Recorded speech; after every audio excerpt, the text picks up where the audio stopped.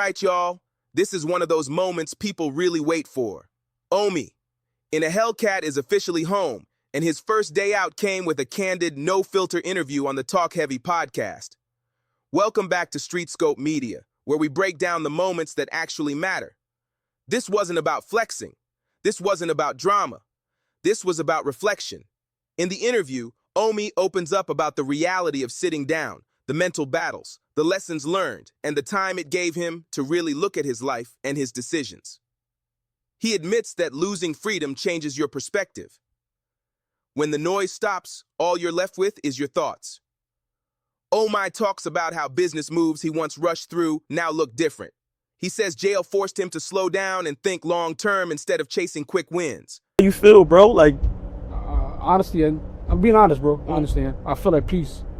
Like, I was stating to them earlier, like, don't shame me because we wasn't recording earlier. I was stating to them, like, you know, walking around the track for the last, like, fast rewind. You know what I'm saying? Like, I came into prison, right? And I really feel like I needed this shit. I came in prison super entitled.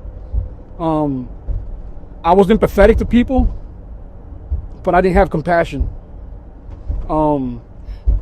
Everything was literally about me, right? It wasn't what I can do for others, it's what others can do for me. And if you had no purpose in my life, then you had no purpose being around me. And those things, you know, dealing with sentimentality, those are self-serving acts of kindness, right?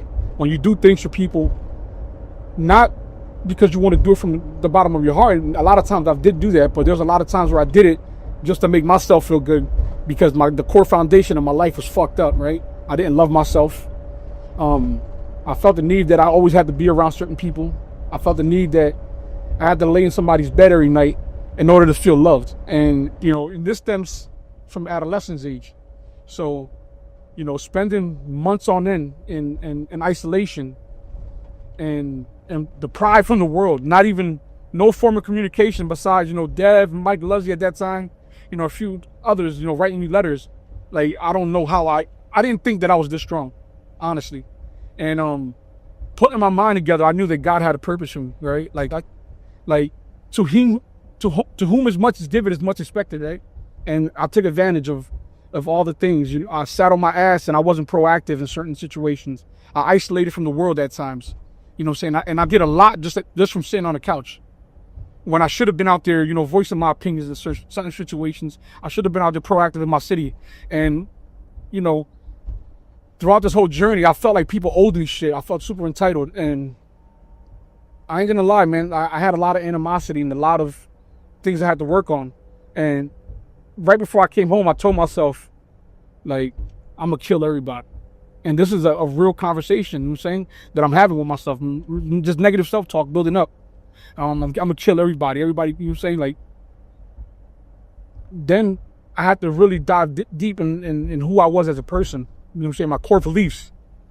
I'm not that nigga who thinks that he could just run around and just act tough, because that's not who I am as a person. I'm not soft, but I'm not a person that sits here and does things like that. You know what I'm saying? Like, you can do something to me today, you can stab me today, and tomorrow I'll forgive you. That's the kind of heart I have. And I had to, like, really sit down and you know, have these conversations with myself, because my father's no longer here. And these are things that he instilled in me. So the closer I got to the door, you know, I didn't want to convert into Islam because, you know, the stigma behind it. Right. Or you just need protection. Like, nigga, I stood on all 10. Niggas try to run me up in these pretties. Ain't nobody's able to run me up. Ain't nobody ever bitch me out. You know what I'm saying? And I stood on all 10. But it's a lot of situations, like, you know, learning how to deal, not coming from the streets and, you know, being a corporate person and then being thrown in jail. My nigga, that's a whole different world. And that I can't operate like that. Negativity around at all bends. I've never had productive conversations in prison. It's very rare. Like, only the last 2 months, like, I've been chilling with my bunkie, you know, kids been down, and, you know, my brother Body from CT. Those two individuals right there is the only people that I can really talk to on a positive level. Everything else is just politics. It's just nonsense. Yeah. I mean, when you would talk to me home, it was a lot of that. I want to kind of rewind back. You was talking about being on the couch, not being proactive, feeling like almost stagnant. Did that had a lot to do with the depression of knowing eventually that you were going to have to do this time? No, that just comes from depression of just knowing how bad of a person I was. See what I'm saying? I knew that I wasn't living right day by day. Like, you're the, like, you know what I'm saying? Like, you're my best friend, bro. And I used to keep a log of all the people I had sex with. You see what I'm saying? A log book, what hotels, and it's like I had appointments. You're the only one that knows my life. I know. I'm gonna let you say what you said. No. Yeah. You know what I'm saying? I kept appointments with certain women. Like, I had a routine. Like, I wasn't pointing to nothing positive. You know what I'm saying? Like, there was times where my kids cried, "Dad, I want you to come back, and I'm going to New York." You know what I'm saying? Like, I'm just happy, right, that I'm able to feel again. Like, I'm able to be angry. I'm able to be sad. I'm able to be happy. I'm able to be mad. Those feelings, I'm embracing them now, because I thought that life was just based off of happiness, right? And if I wasn't happy, I was depressed. So I'm drinking, and no one knows. You know what I'm saying? And not only that, bro, I was popping perks. Nobody knew. I kept that from everybody. And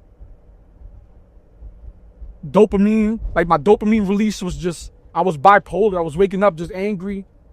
You're probably the only person I never flipped out on. I even flipped out on G a million times. G knows.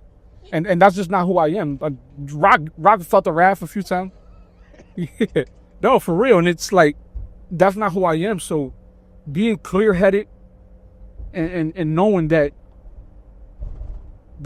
my feelings are actually back, I'm embracing it. You know what I'm saying? I'm just not worrying. If I can't control it, I'm not going to worry about it. And that huge shift showed when he started talking about what's next. OMI revealed plans to relaunch his brand with more structure, including new shoe releases that he says will reflect growth, not just hype. What we doing with these shoes, man? That's on the way, man. What's going on with the shoes, man? So, you know what I'm saying, I want to give a shout out to, you know, everybody who's ever purchased from reloaded.com, reloadedmerch.com, Reloaded Universe. You know, like, it's crazy, right? Coming back from 2021, you know, making shoes for years, and then watching everything just crumble at the feet, right? When I was in prison. Right. And one thing that I came out doing is, like, I'm taking accountability myself, right? Because if I wouldn't have done the things that I've done, the company would still be there running. Okay. You know what I'm saying? Like, I can't blame it on nobody. It's a new chapter. And, you know, I ain't gonna lie, yo. I wish you could see how these look. Jill do some B-roll later with these and add them to the screen. But, man, I'm We favoring those, but come on now. These are suede. A lot of us rocking with the black suede Jones. I don't even know, bro. But these right here, to me, they're like Donovan McNabb. It's like the jersey material. These are satin. I don't know, man. Like, I really love these shoes. So these are going to be the ones that we primarily push moving forward, but they're going to come in all different kinds of colorways. These right here is just happen to be the Eagles joints. Shout out to Philly. But it's crazy how me and Dev actually came up with this shoe, just drawn. And I was like, yo, we should mix these together. And Dev just went in, and it was a collaborative thing back and forth. But I didn't think that they were actually going to turn out this good. Nah, they came out great. And the first ones did well. The gray joints. Yeah, the gray ones. The original. They had a blue sole. It wasn't intended for them to come out with a blue sole ever. Yeah, they were gray with a blue sole. Because I drew them gray. Yeah. They end up coming out like a Yankees color. Those, I would never release those again with the blue sole on the bottom. You sure? I'm positive. Man. I mean, we'll make a couple for us. Yeah. But I'm never gonna release those again. Dang. Because they were supposed to be gray. I think it might have been meant to be, man. Happy accident. Yeah, happy accidents, man. I would, man, because you think I should release them one more time? Yeah, because I think the people want them, man. We know that the people want them, man. A lot of stuff people couldn't get. You don't know how many people will come to my studio. They walk in my studio. We always kept them. My main thing is, while he was locked up, I always wanted to keep Reloaded alive. So if you watch any of my programming, it was constantly Reloaded shit in the background, shoes in the background, all of that. And people will always ask, yo, when can I get the joints? Or they would have a complaint about something that they didn't receive during the time that you weren't at the helm. You know what I'm saying? Yeah, and you know what? And one thing that the people I ever loaded used to like, customers loved me because anytime there was a delay or a mistake on something, I took full accountability. I'll come on the screen and say, "Yo, guys," and you know what I mean. And I wish that the people that were at the helm at the time kind of did that for me. To like just forget me, fuck me. You know what I'm saying? These are people that took care of us for years. You know what I'm saying? And Reloaded means something to these people. Give people what they paid for. See what I'm saying? Yeah. The vast majority of people were made whole, and I know there might be a couple of people here or there that fell through the cracks and stuff like that. Yeah. But things. And unfortunately, like, I have no access to any of that data. Right. So anybody could just come say, it's like, bro. Yeah, I ordered 40,000 sneaks from you and didn't get them. I apologize. You know what I mean? I wasn't home at the time. I was doing this. I remember one time, right? This is in 2023. I ended up going to the shoe. When I went into the shoe, I remember I came back out in October, and my partner at the time was like, "Yo, everything's going bad." I said, "How can everything go bad in a month and some change?" I ended up coming out in September 5th. Everything's bad. Everything's bad. And I think it was like, Reloaded used to making millions of dollars. I think the website that did like 90-something thousand since I've been gone. Like, how the fuck is that possible? I remember I sat on my phone, and I don't understand how I did it. 3 weeks later, we were up almost $600,000. You know what I'm saying? God just did a sale. Let's do a sale. And they get mad all the time when I try to do sales and try to incorporate things. But it's like, the number one thing on the 48 laws of power is don't try to outshine the master. You know what I'm saying? My method of madness just works. And people think that because it looks crazy that I'm doing it, that they could just go ahead and just pile shit together and just do it. Right. And it just doesn't work that way. You see what I'm saying? I stay in my lane. I never try to sit there and try to do what Dev does. I don't sit there and try to do what G does. Saying, I can learn. I don't want to. It's inefficient for me. Right. So I just don't understand how everything just snowballed. But what really surprised people was his focus on gaming. He explained that gaming isn't just entertainment, it's strategy, community, and longevity. Something he believes can scale without the chaos that came with his old lifestyle. And I don't want to be a vlogger anymore either.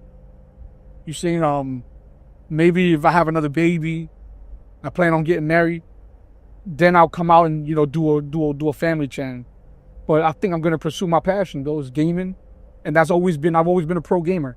You know what I'm saying? Been a pro gamer my whole life up until I was 24. Then I quit, went back to selling drugs. See, no, brother, you know what I'm saying? No, I'm being honest. Yeah. And then at 27 went back to developing, and started working on gears and bringing out my products, and they actually ended up hitting. Nigga got lucky. Now, hold on. Now that everything is behind, like taken care of when it comes to gears and things like that, will we be able to launch a Gears TV, fully legal situation, even if it does something else different as far as media goes? I have hopes for it. You know what I'm saying? I don't know who else had over 1 million customers, subscribers, that wasn't a major company, a corporation. I was at the helm of 3 guys. The dude under me, my developer, and me. You know what I'm saying? There was 3 of us that worked on this app. And I made a lot of noise. And people were afraid. It was like, developers don't look like him. App guys don't look like him. You see what I'm saying? And especially they don't come out of Philly. You know what I'm saying? And these new apps that I've got coming out, man, I have high hopes. I'm telling you. And I'm going to allow, especially the second app that I got coming out, I'm going to allow people to come in and adopt and buy in at an early rate. Whoever does it, you're just going to regret it. And that's just a fact. It's a fact. We're going to regret it. OMI made it clear this chapter isn't about repeating the past. It's about building something sustainable. He didn't blame anyone. He didn't dodge accountability. He owned his mistakes and spoke like someone who understands the cost. And whether you rock with OMI or not, one thing was clear from that interview.